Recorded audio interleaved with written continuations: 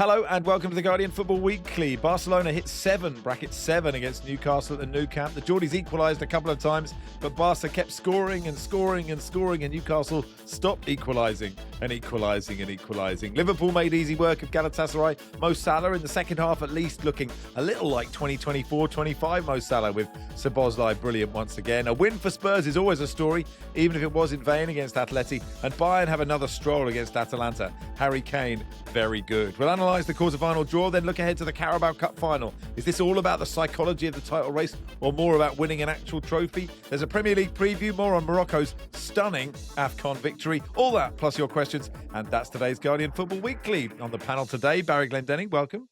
Howdy, Max. Rootin' tootin', how are you? Bonjour, ça va, Philippe Auclair? Ça va très bien, Max. Oui, ça va bien. And from the Racing Post, Mark Langdon. Hey, Mark. Hi, Max. Right, let's get into the Champions League then. And we'll begin at the Nou Camp. I mean, there were 68 goals in the knockout rounds across all the games. 8.5 goals a game is ridiculous. Barcelona 7, Newcastle 2. And, Mark, for a bit of this game, you thought, this is going to be an absolute... I mean, I don't know if it's... Does it count as a classic? It doesn't really, because they just ran away with it, Barcelona. But in that first half hour, you were like, this could be anything. Our first half was a classic of sorts. I'm sure there are managers out there that prefer control and discipline, and they would have been Jose Mourinho types would have been pulling their hair out at the chaos of that first half, particularly. But I mean, for the neutrals, and for those of us that sort of watch the Premier League, and I think that it's quite a stodgy sort of 90 minutes most games now in the Premier League, sort of just waiting for throw-ins and corners. Like this was, an absolute joy to watch. I thought Newcastle. I think it sound like Eddie Howe here because he seemed to forget the result at times as well. But first half, they sort of made a right game of it, played the way they wanted to, very aggressively. I think it was naive and foolish to try to sort of beat Barcelona at their own game. But it made for a fantastic watch, and ultimately they ran out of gas, and Barcelona turned it on second half. But first half was absolutely amazing. Yeah, and Barry, like Sid writing in the paper saying that, and he's right, Newcastle for 3/4 of this tie were good. They were superior in the first leg. And, the second half was a real collapse. It was sort of like a computer game, how Barcelona were just clean through all the time. But in a way, I sort of feel we do have to credit Newcastle for what they brought to this tie. Yeah, I think there's two ways of looking at this tie. The first is that Newcastle were well in it for 3 halves out of the 4 over 2 legs, and they certainly deserve credit for that. But, and I think it's quite a big but, they got slaughtered in that second half last night. The credit they get for the first leg performance, I think they got too much credit for that. I said it at the time, because they should have won that game by, I think, 2 or 3 goals. And I'm not saying that's where they lost this tie, but they could have given themselves a much better platform to go into the second leg on. Barcelona were terrible in that first leg, and I think Newcastle squandered a lot of very good chances to go into the second leg with maybe a 3-1, even a 4-1 lead that who knows what that could have led to last night. But they didn't, and they played well in the first half. But the second half was calamitous. I thought Eddie Howe's setup was very naive, going man-to-man. Newcastle and their fans complain a lot about being hamstrung by profit and sustainability rules. Johan Wissa and Nick Voltemade, who cost them a fortune last summer, did not play a minute between them over 2 legs of this tie, and that is shocking. A damning indictment of their transfer policy last summer.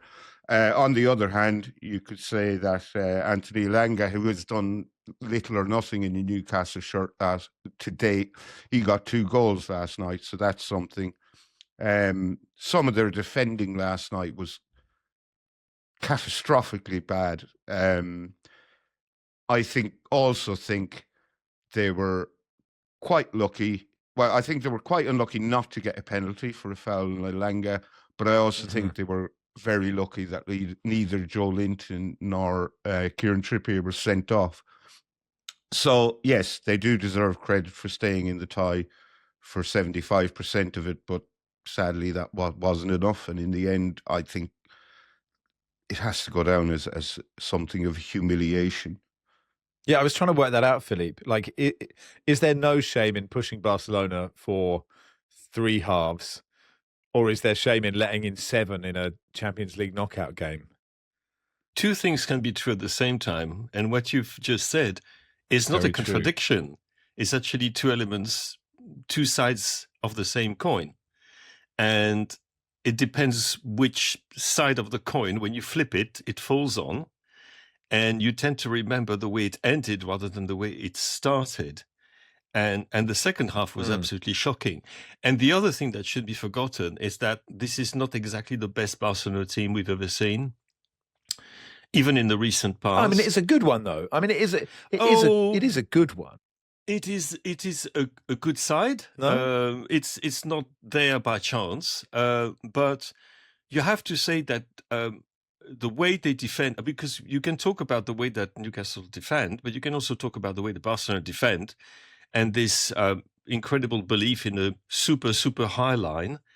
It's bound to cost them at one stage. And it's not now that they're going to change their system. I do think that if they were to meet Arsenal in the semi, they would be they would have big problems. I don't think they're as brilliant as that. There is one thing that I absolutely wanted to mention here, is the brilliance of Lewandowski's second goal, which might not seem like something extraordinary, but watch it again, and the way that he almost pretends to hit the ball the first time so that it just induces an imbalance from Ramsdale and then hits the ball again. Romario used to do that as well. Either, take the shot when you least expect him to. And the way he checks himself, there's little movement. It's the equivalent of dropping a shoulder when you're shooting at the ball. And it's absolutely exquisite. So when they've got that, yes, it's absolutely fantastic. But when it comes to defending, I don't think that it's a vintage Barcelona at all. And I don't think that the power they've got going up front is sufficient to justify the fact they're taking so many risks, defending. And that at some point in the competition was not this case this time. They will be found out. Yeah, I mean, I felt the same about the way Rafinha took the first, actually, Philippe. Just delaying it. Yeah. Just the composure at that pace to do that and that finish. I think it was Lewis Hall slipped over, was slightly unlucky, wasn't he, at the start? Mark, do you agree with Philippe on the sort of level of this Barcelona team? I was trying to remember that Lewandowski goal. I'm gonna have to watch it back. I certainly didn't. That's why I moved on to the Rafinha one. I know 7. He was played in behind by Lamine Yamal. Dan Burns I think it was Dan Burns should have cut it out, but he kind of tripped over his own feet, and that allowed Lewandowski through on goal. I will need to watch it again to admire the sort of the brilliant. I mean, Philippe's described it beautifully, but I know. I just thought it was a routine sort of shot. But in terms of Barcelona, yes, I do think that they are flawed. I mean, they've got Atletico next, and that the last time they went to Madrid and played Atleti, they lost 4-0, complained about the pitch, nearly pulled it back in the second leg, but the damage was done first time around, and lost 4-3 on aggregate in the Copa del Rey. So they have got like a collapse in them for sure. I would like to see them against Arsenal in the semi-finals, because I do just like to watch sort of teams that have quite different styles going up against each other, and it would be interesting to see how Arsenal, I think, would defend much better than Newcastle, but create just as many opportunities just by being more patient. I just think that Barcelona's lack of sort of intelligence in sort of game situations is going to cost them at some stage. We saw it last season against Inter. They were by far the better team across the two games, but they just kept going forward, and there was no sort of logic, I think, at times to playing the way that they did. Yeah, I mean, the wingers are fantastic, Rafinha and Lamine Yamal, and they just will create opportunities, but they just give up, I think, too many. But in this game, they created 10 big chances. I mean, that is like an astonishingly bad from a Newcastle point of view, but also from a sort of Hansi Flick looking at that game. I mean, that is great attacking play.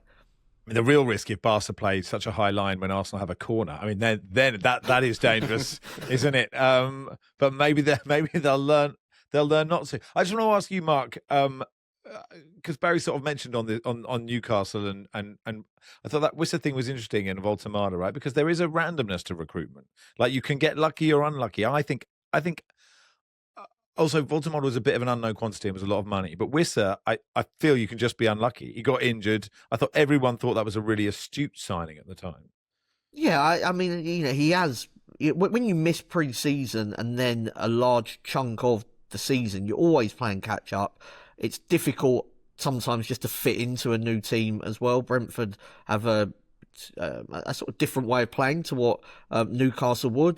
Thomas Frank would be different to Eddie Howe, for instance. So you need to, to not have that pre-season to bed it in. And look, this wasn't Newcastle's plan to sell Isak in the summer. I think they felt like they were getting one more year out of him, and the way that it dragged on, you could argue that they should have just taken the first sort of offer and just be done with it. But they were within their rights to try to stand up for themselves in that respect. Look, Voltemada is inexperienced player, relatively young, and is coming to a new league. And you look at someone like Florian Wirtz, who isn't he's not playing brilliantly every game for Liverpool yet, and he would be ahead of sort of where Voltemada was in terms of sort of big game experience. So like the signing was for the long term, but like there is a lack of patience, and when you spend that much money trying to replace Isak and it doesn't work straight away,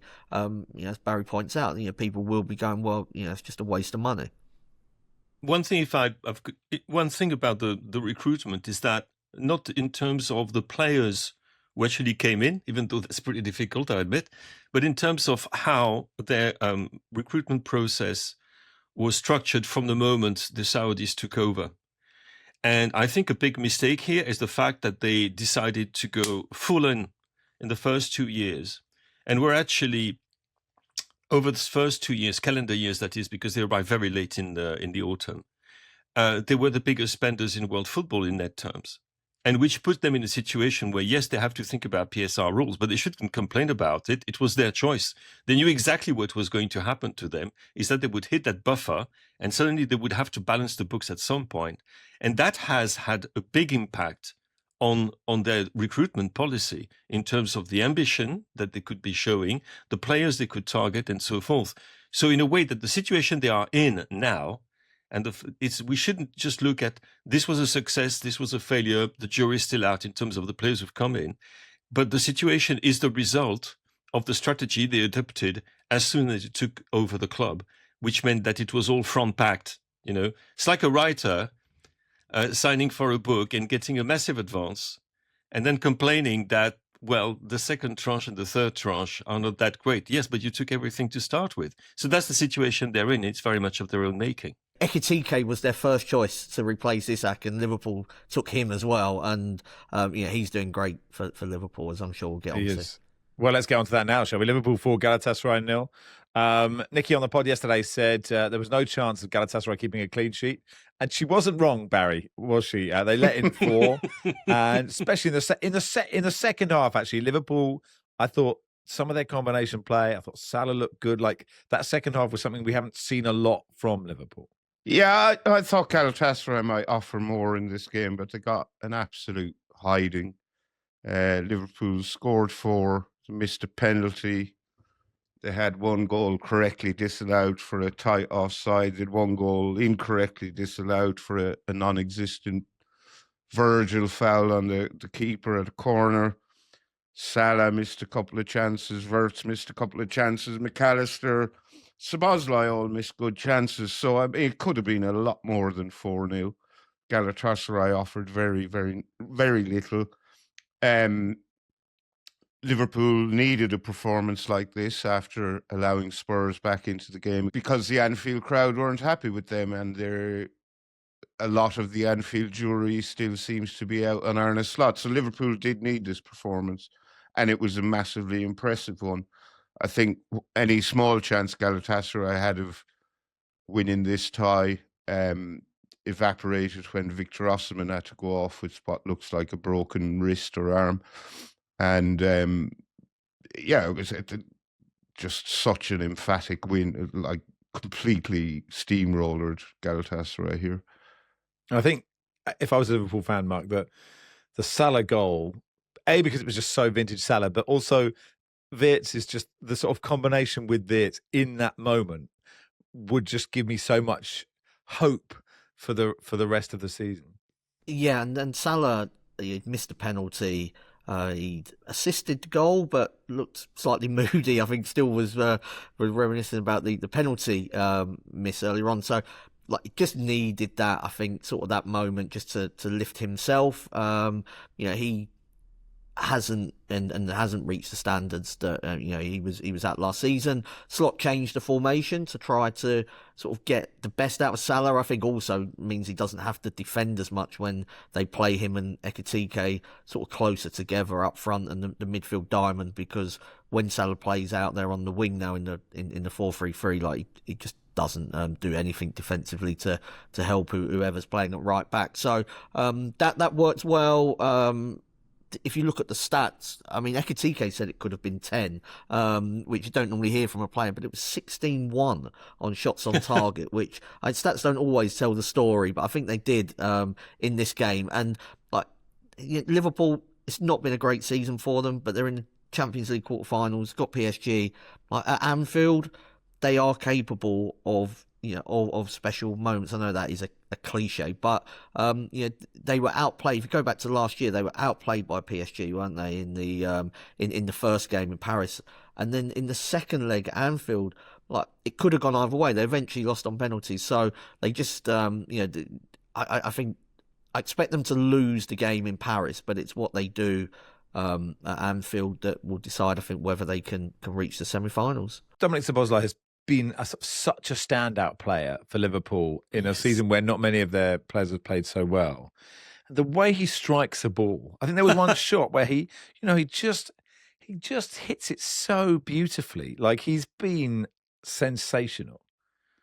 Yeah, and he was I think that was one of his great performances for Liverpool, honestly, last night. And he's had a few, but this one had absolutely everything to it. What you can admire the most, you can admire the way he's able to. I think he's a thinker. The way that he's one of those footballers who have a very clear idea of the pitch in his own mind, with the way that the players are there and are kind of little dancers on the stage, and he can see where every single one of them is. Then he's got the physicality. Then, dare I say, he's got the charisma. There aren't many players as charismatic, I think, as Dominik Szoboszlai on the stage at the moment. There is something about the way he carries himself, which perhaps has to do with the way he scores his goals. The first goal is just crazy because he's supposed to take that with his right foot, yes?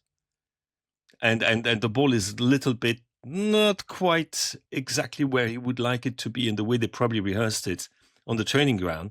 And then he opens the foot, but the power he gets on that as well as the direction is absolutely astonishing. And you might think for another player that got a bit lucky, but no, he does that all the time at the moment. The power of and also it's the vision. I have to say the Ekitike goal is my favorite. And I think the one that probably, the one that Liverpool fans might be the most excited about, because what has been lacking from this team is those one-touch combinations, which they saw all the time when Jurgen Klopp was around. And the time, when you had Firmino and Salah. And they were always finding themselves with those one-touch combination. And the way it goes, Szoboszlai, McAllister, Salah, Ekitike in one move. is just absolutely stunning. But it's all about the first ball. It's the timing of the first ball from Szoboszlai to McAllister is what actually creates the opportunity for McAllister actually to put Salah on the wing. But he's exceptional. And I think we're only discovering now what people have been thinking about him for a very long time. Because I remember when he first appeared on the scene, when he was a teenager, people in Hungary were already talking about him as he's the one player we have got, the one player who can be named in the same breath as the great Magyars and Florian Albert. And we haven't had any player of that quality. And I think people have finally come to realize that was not hot air. It's absolutely true. He's an absolutely magnificent player. But what is his best position? That's a question I'm asking you, because I don't know. I mean, wherever he's playing, midfield, but where in midfield? Do you give him a lot of freedom, as he seems to have? I would say where he was last night is his best position. But, I mean, people weren't expecting him to be in the Liverpool side this season. Wasn't Wirtz brought in more or less to replace him? But he's been their best player. It is remarkable how, he could have thrown a strop or sulked, but he just gets on with it. He plays wherever he's put, and he generally tends to do well. But I think where he was last night is where he should be. And also, though, Barry, don't you feel like there's a patience there? Like Szoboszlai now, he wasn't playing like this necessarily every week when he first arrived, and we just demand that players play their best in a new country, new team, straight away. As we were just talking there about Newcastle, and it just doesn't happen like that. I get that, Mark, but I still think it's remarkable that Vissa and Voltemada were brought in for such a huge amount of money, and that neither of them featured in that tie at all. I'm not saying they're failures. I'm not saying it was a waste of money. I'm just saying you bring in players for big money to make the difference in games like this. So for them to not even be on the pitch seems baffling to me. I mean, I suppose on Szoboszlai, this season he couldn't stop Troy Parrott. That was his limit, wasn't it? More on that next week, of course. And also for Szoboszlai, to play well in a team that are doing well is one thing. To play really well in a team that isn't playing so well is much more difficult. But on Liverpool go to play PSG, and we'll talk about the quarterfinals in a little bit, and we'll start part 2 at the Tottenham Hotspur Stadium. Welcome to part 2 of the Guardian Football Weekly. So Spurs 3, Atleti 2. Now, Mark, I mean, the first 20 minutes of last week's pod when Atleti beat Spurs seems to have gone down in history alongside the witch's curses. One of the great 20 minutes of Football Weekly history. We probably can't get quite so much out of this, but it is a win for Tottenham, which doesn't happen very much. In fact, hasn't happened yet in 2026, if I'm right in thinking. So, that's something to talk about. Well, in the Premier League, they did win in the latter stages of the league phase in the Champions League. But yeah, I was just thinking, if Tottenham would have lost 7-2, even to Barcelona, the banter, inverted commas, that would have been flying towards them would have been very different, I think, to they were in the game for 3/4 of the tie. And that's just something that maybe as a Spurs fan have to put up with slightly. But I have to remind myself. I suppose, Mark, you would have to put up with because Spurs have been absolutely awful this season. Yeah, I think that is part of it. I had to remind myself this morning that they'd actually gone out, Tottenham, because I did have an extra bounce in my step as I was coming into the office. Look, it was it's small mercies at the moment, but that performance, and I take that Atleti were probably trying to manage the match. They're 3 goals up. They don't need to be doing anything special. That performance was, I think it was Tottenham's best of the season, and it has been a low bar. But there was things happening, like players moving off the ball and one touch passing that literally hasn't happened this season.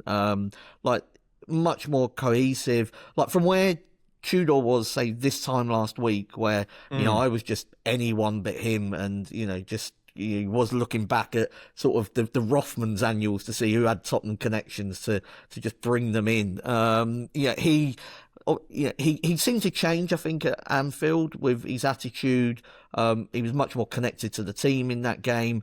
And then, like, the football was good against Atletico. They're just unable to get themselves into a position where they could get it back to just, being one behind in the tie. Tell missed a good opportunity to make it 2-0. Maybe should have squared it as well. But I always think that's easier sort of on TV to say, square it in that position. Pedro Porro had the one-on-one as well to make it 3-1. So there was a lot of encouraging signs. The most important game is on Sunday. I would also just like to say that Julian Alvarez is absolutely sensational as well. I thought Archie Gray was great for Spurs, but I was watching Alvarez thinking, if City made a mistake here because Haaland doesn't fit what they're trying to do, and Alvarez to me looks like the perfect Man City or / Pep Guardiola striker. I thought he was sort of in the end the difference, in terms of just making sure Spurs couldn't get too close. Do you think, Mark, that these two performances are Tudor till the end of the season, or on Monday's pod when Forest have won 2-0 that this is all forgotten about? It's Tudor till Sunday, and then we'll see what happens against Nottingham Forest. But players mainly were played in the right position. Dragusin was more right back. I know the team graphic had it as a back three, but it looked to me like Dragusin was almost playing as a right back and Porro as a right midfielder for most of the game. But everyone else seems to be in sort of their more natural habitat. And Xavi Simons was very good despite getting kicked every time. He sort of picks up the ball. Gray and Sarr were excellent in midfield, and they're also able to bring on Bergvall, Udogie, and Gallagher. It just makes a difference, I think, in terms of the squad depth and strength, which is clearly improving. But it won't matter if they lose on Sunday; they'll be back in crisis. Sure, and I did want to ask you actually, as Xavi Simons' #1 fan, Barry, must have been nice to see him do something. Yeah, but I haven't been impressed with him since he arrived. He does play well every now and again, but he seems to be very inconsistent, and it wouldn't surprise me in the slightest if he was anonymous against Forest. I think there are grounds for him and Gray, I think, were the driving forces last night, but the Forest game is more important. And when all's said and done, as good as they were last night, they still went out. I think the turning point was when Musa made that save from Porro. And then Atletico Madrid scored from the corner, the near post header, and that put the tie beyond Spurs. If Porro had scored that goal, they might have been able to turn it around. Yeah, it was a great effort. Outside of the right foot effort looks so nice, doesn't it? It would have been, and as Mark says, it was like a move. It was like something where players passed and moved and actually found space. It was and quite there were a few of extraordinary. those. Yeah, I know. Philippe? Yeah, I think many people will say there were many great goals scored throughout this round of 16. There were also many great saves, some phenomenal saves, and I cannot not mention the save that Vicario made from the Simeone shot, which is just ridiculous because the ball is deflected on its way, struck very cleanly, going at full speed, kind of Eze speed almost, if you see what I mean. And it's that same kind of shot with the laces and the way he reacts to save. And when you think about all the problems there have been around Tottenham and their keepers, I thought, actually, that's a bit of a statement. You're pretty damn good, actually, Vicario, from time to time, and people have been reminded of this. Yeah, don't use up those saves in meaningless games. But it was anyway, not a meaningless game. Still, it might be a game. It was not a No, meaningless you're game. right. It might be a game that actually people reflect on and think, well, this is when actually Spurs season started for real. When Tudor wins the Premier League next season, this was the moment. Thank you for giving me some hope, Philippe. Let's talk about Bayern. They beat Atalanta 4-1, 10-2 on aggregate. And you wanted to talk about Harry Kane being good, Philippe. And I thought Barry was slightly rude to you in the WhatsApp group saying it's a hot take because His second goal is so brilliant, Philippe. Yes, and it's I phenomenal. think it is. You can't do the phone in. Is Harry Kane underrated? But that's 47 for the season now. Yeah, in 39 games. I mean, that's insane. Third season that he's already gone past the 40-goal mark. Most consistent striker in world football for a long time. And I don't think that's a hot take, and I don't think that's banal, because I do think that Harry Kane is grossly underrated, particularly in his own country, and that people don't realize he's the best centre-forward in English football history. Full stop. He is. Wake up. It's not a crime. You have a right to say that, and everybody else in the world seems to be aware of that, except the English. For some reason, I don't understand. And it's something that's been at the back of my mind and other people's minds for a very long time. He is the most complete striker on the planet and has been for quite a few seasons. He's a better striker than Kylian Mbappe. Wake up. He is. And the numbers, it will be a shootout between the two for the Golden Boot, probably. But he's already ahead. And what he showed again, last night, my goodness. I mean, that goal is just absolutely ridiculous. But it's not ridiculous, and it's something you've come to expect from him. So yes, I'm sorry, Barry, if it's a hot take, or it seems like trying to knock down a door that was to knock down a door that was already open. But I think it needs being retold, because I think we're very, in a way, blasé about some players who do the exceptional week after week after week on such a consistent basis. And so, here we go, Barry. I don't disagree with anything you're saying, Philippe. I just play the tape, Barry. Everyone I know. Big game bottle of tape. Well, I was going to go to that, but okay. I don't know any football fan who doesn't think Harry Kane is brilliant. But, and I'm sorry, but it's a fact, he doesn't deliver in the big games, semi-finals, finals. Well, he hasn't yet. I always think, though, that he quite often is just on his feet when you get to those matches, and certainly when he played for Tottenham, he'd had to play up front on his own, without kind of a suitable replacement to give him able rest. For England, he didn't look fit in the last tournament, and I think that was a problem for him and also for the manager, because I think it was clear that he was operating below sort of the best of his abilities. But there's always a clamour in sort of the national team for him to be dropped. And do you remember back to the couple of Euros ago, Dominic Calvert-Lewin somehow was better option than Harry Kane? It's just it's absolutely crazy. And if you look at the Ballon d'Or voting, he never anywhere even remotely close to sort of being in that conversation. And this is somebody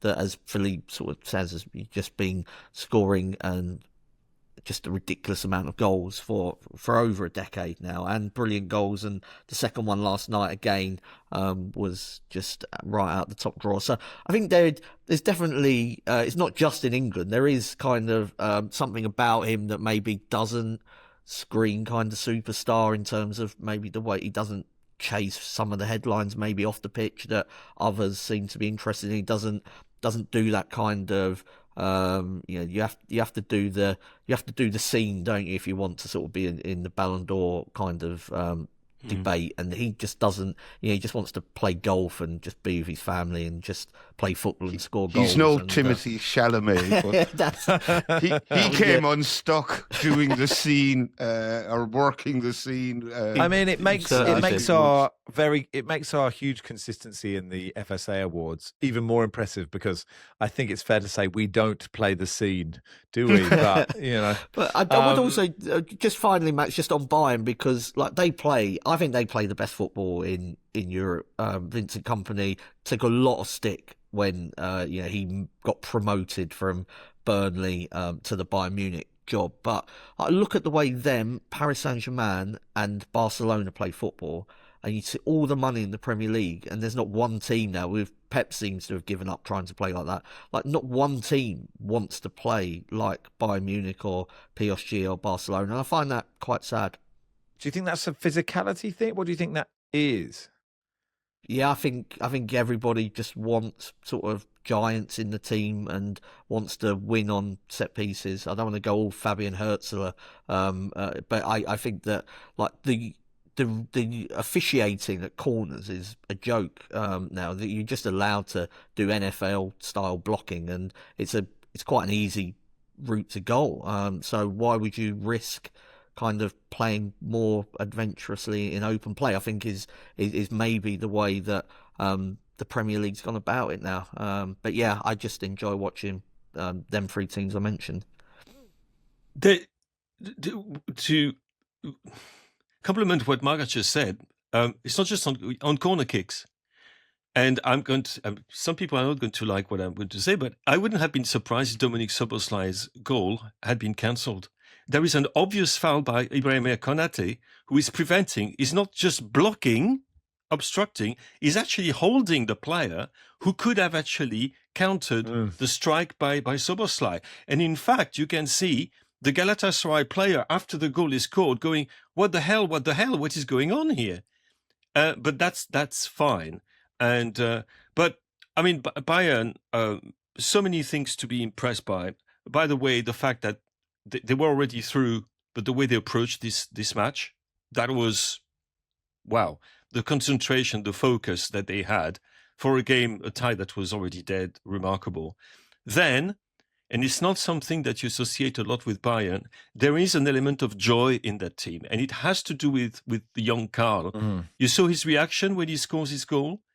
That is so proper. I mean, this is just a proper celebration, joyful, and which is shared with his teammates. It's a very unusual thing to say about a Bayern team, which we normally equate with, yes, some brilliance, but also not necessarily an awful lot of joy and spontaneity and innocence, because it is not an innocent club. But on the pitch, they exude something which is very precious indeed at the moment. Yeah. Weird to see 18-year-olds with moustaches, like the Everton midfield of the 80s, isn't it? But yeah, that Leonard Carl goal was so nice. It was a lovely move, wasn't it? You've got this beautiful outside of the boot pass by Harry Kane, which finds Luis Diaz, who then cuts the ball and gives the right angle to Carl. It's absolutely gorgeous, yes. Yeah. So the quarterfinals then, PSG, Liverpool, Real Madrid, Bayern Munich, Barcelona, Atleti, and Sporting Lisbon, Arsenal. So, I mean, I suppose, Barry, when you get down to this level, it's normally 8 quite big teams playing each other. But every year I do go, whew, that's good. I mean, Madrid, Bayern, we'll just be talking about Bayern, because I think a lot of people expected City to beat Real Madrid, but Real Madrid are still Real Madrid in this competition, in that sort of ridiculous. They've probably had their T-shirts printed already for whichever number win this is. And you imagine Bayern should win that game, but then you just Real Madrid are Real Madrid. Real Madrid very much have the wood on Bayern Munich. They've knocked them out 7 times. I look at this quarter-final lineup. I'm really looking forward to it. The only team I think will definitely progress is Arsenal against Sporting. And there's every chance that may not happen. But the rest of them, very difficult to call. Part of me would love to see an Atletico Madrid Arsenal semi-final, just out of interest to see how awful it would be. But part of me would also love to see Barcelona Arsenal semi-final. But they're going to be great ties, you'd imagine. And I thoroughly looking forward to it. What do you make of it, Mark? Yeah, I think that Arsenal will comfortably beat Sporting. The other 3, much more difficult to call. I'd edge towards PSG against Liverpool, just because of Liverpool's inconsistencies. Just that game in Paris might get away from them. I would expect Bayern to beat Real Madrid, but I also expected Man City to beat Real Madrid. So I might as well write them off again. I've done it for about the last 15 years in the Champions League, and it hasn't gone wrong yet. So we'll, and then the other match, Barcelona Atletico. I think if it was played on a fair pitch, I would take Barcelona, but the Wanda Metropolitano is is going to be a difficult one for Barcelona because the surface is suboptimal for a Champions League quarter-final. Do you think we didn't give Spurs enough credit because the pitch was bad? No, I think they deserved a lot of. Barcelona complained about Tottenham complained about the pitch less than Barcelona did, and just accepted it was one of those things. There has been a suggestion in Spain that this is part of the Simeone dark arts, and that they quite like it, and that it's given them more of an advantage. Like Barcelona have been on the pitch now, so you'd hope that they wouldn't sort of be sort of feeling like it's not like the Abbey Stadium in the 90s, is it? It's not like sand in the corners, and you know. Well, no, it's, like no, a it's not like ploughed field? that, but it's it's just very unreliable in terms of being able to stand up on it, which is quite important when you're running around and trying to twist and turn. So I think I'd probably just edge towards Atletico in that one, because Barcelona just don't trust them defensively, as Philippe sort of mentioned earlier on. All right. And if you cast your eyes over it, Philippe, what do you think of the draw? The first thing that I noticed is that there are some very exciting ties in there, but they're all the names we were expecting, Bar City on there. And I just wanted to quote you a few figures, which is the amount of money that the English clubs, who haven't exactly been fantastic in this competition so far, might change, you never know, have made. It's absolutely phenomenal. And that's the explanation why we get those kinds of quarters. Even Newcastle made 56 million pounds, Spurs 74, Chelsea 79, Man City 83, Liverpool 95, as did Arsenal. And for Liverpool and Arsenal, they will make well over 100 million. So that was the little apartheid. So that in a way, it's completely to be expected to see the big guys, the Deloitte big guys, apart from Sporting, in those quarters. That's not. But when it comes to the ties themselves, I think I agree with everyone. I think it would be, if Arsenal were to go out to Sporting, wouldn't be a shock. That would be much worse than that. It would be a catastrophe and would have a huge impact on everything else. For the others, I don't have opinion. Just think, one day in 100 years, there will be a team called the Deloitte Big Boys. And that'll be like that will be when football ends, won't it? Tonight, Villa face Lille at home in the Europa League. They're a goal up. Forest need to turn it around against Midtjylland. They're 1-0 down, and Palace are in Cyprus in the Conference League, 0-0, going into the second leg with AEK Larnaca. And that'll do for part 2. Part 3, we'll begin by looking ahead to the Carabao Cup final. Welcome to part 3 of the Guardian Football Weekly. Open the Carabao box, Barry. It's the final, Manchester City versus Arsenal. Pep hasn't won a game against Arteta's Arsenal since April of 2023. He hasn't won the Carabao Cup since 2021, but they won 4 in a row, culminating in that one in 2021. Arsenal have only won the League Cup twice, which surprised me. Last time in 1993 under George Graham. Philippe, what's more important to you? I mean, the title race, a lot of people sort of looked at this a few weeks ago when the title race was closer and were like, this is a massive game with reference to who wins the Premier League. Is that a sad way to look at a cup final? And do you think that doesn't hold as much now given Arsenal's lead? Again, two things can be right. It's a sad way to look at it, especially since the memories of the last League Cup finals for Arsenal haven't been great, to say the least. And also, I think many people who wish Arsenal well will think of this game not just about the trophy, but about momentum, which is really sad when you think that a trophy that many other clubs would dearly like to win, and which would make it a great day in their club's history. And I think there would be a tendency, because of the situation in the Champions League, because of the situation in the Premier League, to see this League Cup not as a kind of added problem or added hurdle, but it has to be won so that the momentum can be kept. And that is in a way, not the right way you should be looking at a cup final, even if it's only the League Cup final. And so it seems like Mikel Arteta is set on actually, going for it. Not just because of momentum, but also because it's a cup final. But the one thing we were talking about before is there will be some interesting choices. And one of them in particular is going to be the choice of goalkeeper for that final.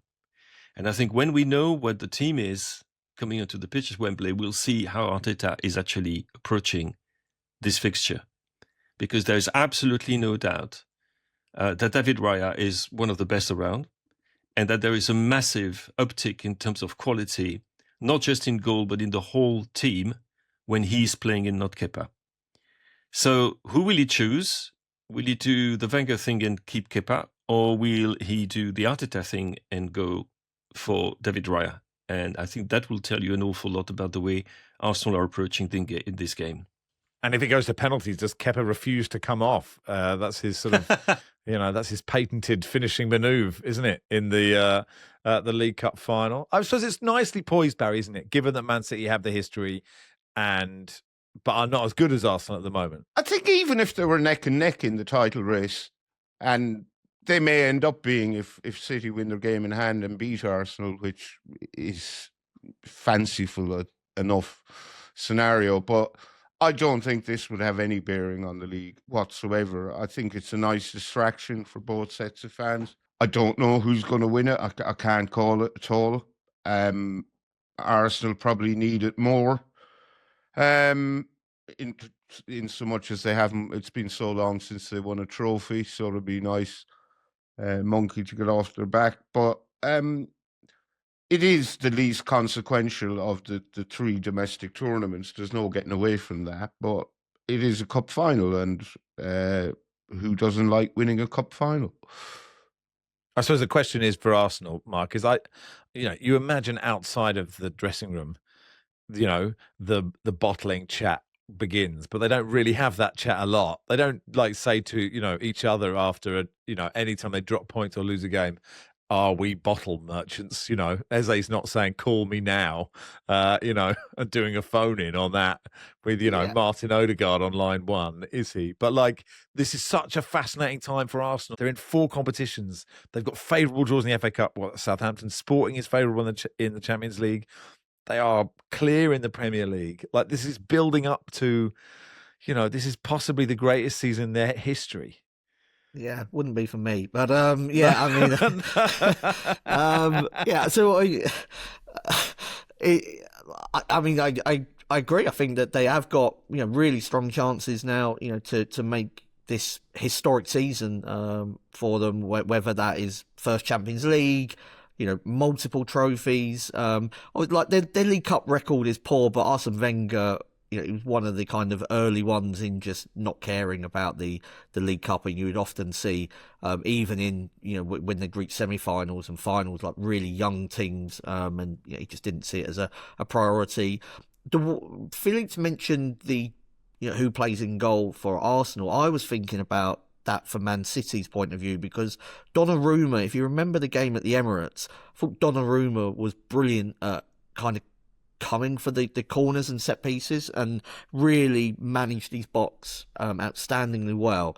And Trafford just hasn't got that frame, and he's been playing in the League Cup. Does Pep Guardiola sort of keep faith with Trafford?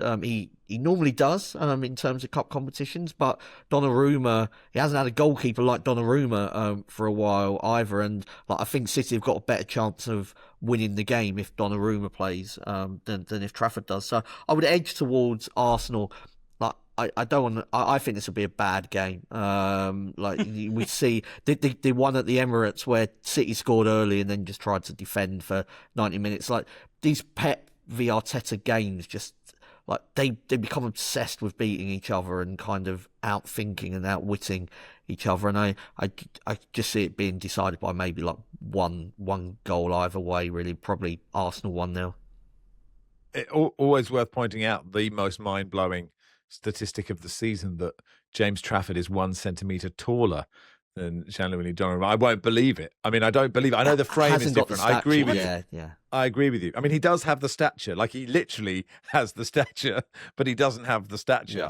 If you know what I mean. Two things can be right at the same time, as we've I'm going to use established. that one. I'm going to use that. Two things can be right at the same time. And my wife, the next time she's moaning at me, and I'm saying I'm doing well. Oh, I see. Philippe. 70s mark are indoors. So in the Premier League then, the race for the top four, the table as it stands, Manchester United have 54 points, Villa 51, Liverpool 49, Chelsea 48.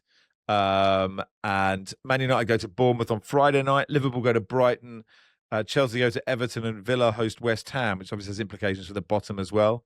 Out of that, Barry, how do you think it will be? Who will be happy at the end of the weekend? I'll be honest, Max. I don't Slightly know. Yeah, disappointed you've overlooked the big game of the weekend, cup finals included. Oh, I see. No, okay, we can go to that Newcastle Sunderland game if you want to. Yeah. Well, it's a 12 p.m. kickoff on a Sunday, which doesn't bode particularly well, and it's putting us out of a job, isn't it? Our Sunday part-time job. Yeah. But Newcastle's league form against Sunderland in recent-ish times, let's say, is dismal. They haven't won any of their last 5 at home, and they haven't won any of their last 10 home and away, and they've lost 7 in a row. The corresponding fixture at the Stadium of Light in December was a terrible game of football, but Sunderland won, so that didn't matter. That was the goal in which Nick Voltemada settled it with a comedy own goal. Sunderland have had a week off. Newcastle have had their traumatic trip to the Camp Nou, so they have to recover from that. I have a feeling Sunderland will win this, actually. Now, I may well be wrong, but if they do, that'll really that'd be a hammer blow for Newcastle's hopes of getting a European qualification next season.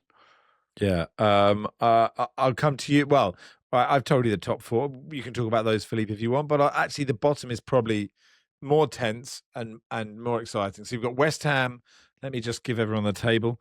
So if we consider Wolves and Burnley to be gone, West Ham have 29 points, Forest 29.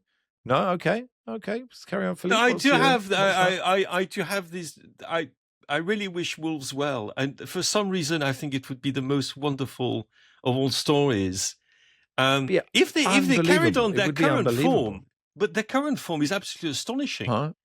And you see the teams that they've beaten to give them 0.17 chance of not going to being dropped to the Championship. That's already extraordinary because they were in the negatives, if such a thing is possible.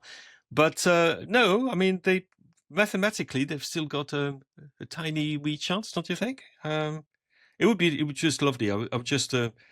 I do think that the one thing is Spurs. I'm just going to be very, very nice to you both, and I think that they will win that particular game. By the way, the game that you must win. I don't know. So yes. So this is not a double hex. I genuinely think so. I can see the expression on your face. Sorry, West Ham Max. 29, Forest 29, Tottenham 30, Leeds 32. I just don't know, Mark. I mean, it's so hard to tell. If they play like they did against Athletic, you'd think they should. I mean, their league form is atrocious, but so is Forest, actually. Yeah, I think Forest playing quite well. They just up front has been just been the problem for them. Dominated against Fulham, dominated against Wolves, were just unable to sort of score the goals. So I was just looking at sort of what it'll take to stay up. I mean, the estimations now are around 40 points, which hasn't been for a long time. So going to need roughly sort of between depending 9 and 11 points depending on where you are. I would say that if Tottenham play like they did against Atleti, which is by no means a given, I think that it gives them a really strong opportunity to win. I think as well, I can see West Ham causing big problems for Aston Villa, not in great form, and West Ham are definitely. I know they were battered on the statistics against Man City, but like generally speaking, they have improved so much in the last couple of months. So would not be surprised at all if they picked up a positive result. Even when they lost at Liverpool 5-2, I thought they played quite well in that game. So that might be the sort of, in terms of that Champions League race, Villa might be the ones that suffer most this weekend. And then Leeds home to Brentford, Barry, which is quite a hard one to call. Yeah, Leeds are obviously famously good under the lights. That's a Saturday 8:00 kickoff. I would not be surprised if they beat Brentford or drew with them. Bit more on Afcon. Robin obviously spoke, and the panel spoke about it yesterday. It is an evolving story, and you wanted to have your thoughts, Philippe, on Morocco's sensational late victory in Afcon. Is that the longest VAR check ever? Yeah. Well, it was the longest VAR check, and it's now the longest VAR check, isn't it? Yes, because the VAR check has to be checked. And the latest development is the reaction of the president of CAF, Patrice Motsepe. And I genuinely do not want to make you suffer unduly by watching the video that's been posted on the CAF website, which goes on for about 5 minutes. And it was described by a Nigerian friend of mine as a word salad with no salad dressing. And I think that's generous. But the gist of it, if there is a gist, which is a bit difficult to tell, is that CAF is going to respect whatever decision is taken in the next stage. The Senegalese government, not just the Senegalese FA, has published a statement in which they said that they would fight this decision all the way, which means with international bodies. And obviously, this is going to the Court of Arbitration for Sport. It's going to CAS. There's absolutely no doubt. And I do think that CAS is going to tell the CAF Appeal Board, this is nonsense what you've done, and is going to throw out the appeal. And then Senegal can rightfully call themselves African champions. And absolutely everybody I've spoken to thinks that that's what should happen. But of course, in 2026 football, what should happen and what happens can be two very different things. But it would be, in a way, a solution that would save the blushes if such a thing is possible. Senegal should have been kicked off the pitch. When they left the pitch, they basically forfeited the game. Let's be absolutely clear about that. It's true that in the statutes of CAF, if you do that, you forfeit the game. But you forfeit the game there and then. And the referee, no, that's not what happened. They brought them back on, and then happened what we know, that Senegal won. And you cannot go after the event. That's the root of it. So the Moroccan appeal, in a way, and the fact that it was accepted by the appeals board of CAF, first of all, shows you who's boss in African football. Morocco is a superpower of African football, both on and off the pitch. But that decision, I think, will be scrapped. It will enable the Moroccans to say, it is an unfair decision, we should have had the trophy. And it will enable the Senegalese to say, look, we are the champions. And it would allow CAF to say, we followed the right processes, and that's the conclusion. Even though nobody, and I mean absolutely nobody, covered themselves in glory in that episode, which is one of the most, shameful, I have to say, in the very shameful recent history of that great confederation. This is where we are. So accept it to be, I think, overturned in the future, but for the time being, we're still at the sparring part of the... It might be resolved before Manchester City's case is resolved. That's the only thing I would say. Well, look, Morocco need an open-top bus parade before CAS have their verdict. Then yes. Senegal can have an open-top bus parade after that, and they can just keep both celebrating. Philippe, you've written a book. Tell us all about it. Oh, that's very kind. Yes, I've written a book about Kylian Mbappé, which is not the biography. It's got nothing to do with the books I wrote about Eric Cantona and Thierry Henry before.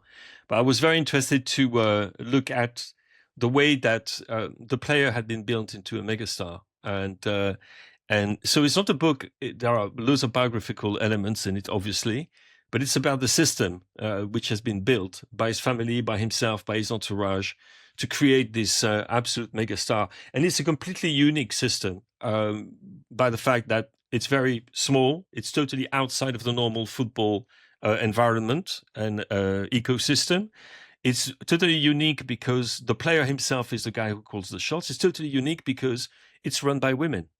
And there are many other aspects to it. But for me, he's not just an exceptional talent on the pitch, but he's something completely unique of it in the way that his career has been controlled ever since he was 8 years old to come to the stage now where he is where he wants to be at Real Madrid and as a captain of the French national team. So the book tries to explain how all this was masterminded from a very young age to come to that, to the player and the presence we know now. And because a biography, to be honest, there's absolutely no interest in writing the biography of a guy who is genuinely not that interesting in some ways and very interesting in others. But what's very interesting is in the way that he controls things. That I'm fascinated by that. And that's why I've spent quite a lot of time researching and writing about this. And thank you very much. That bribe was not in vain for mentioning the book on the pod. Yeah, I'm very grateful. Is it available in English, Philippe? It is only in English at the time being. It will be translated. Okay. It is available at all good book shops, as people say. And another plug, there is an event next Monday at the Volley in Old Street, which is, many football fans know about that place now, and which is free. Yeah, it's good. So there might be a couple of tickets left if you want.